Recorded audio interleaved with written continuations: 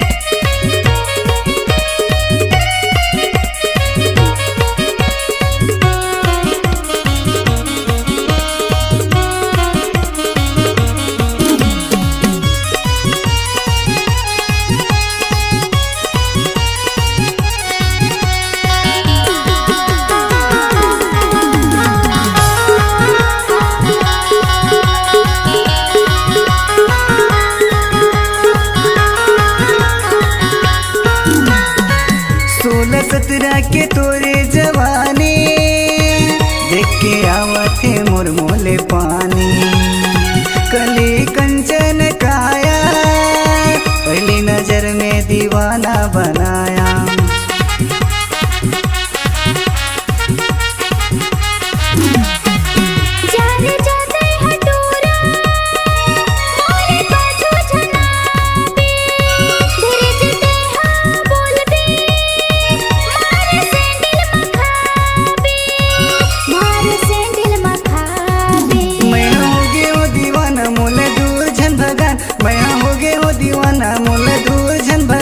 मला रख देना पास तैयार के।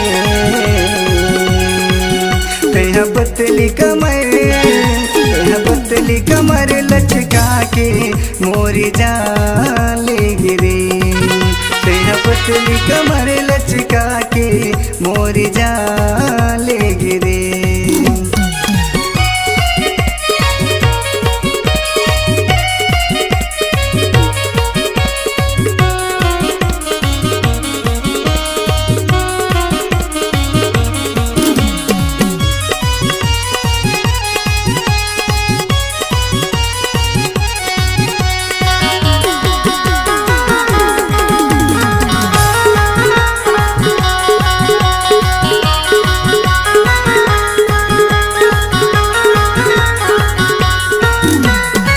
गजब के कारते ढाथा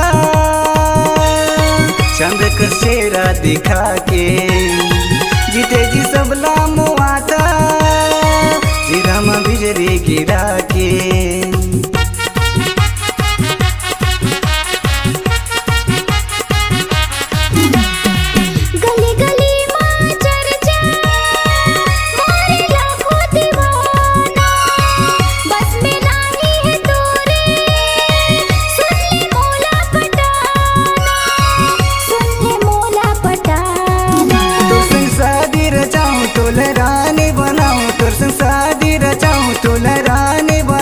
ले जाऊं मैं डोली उठा के।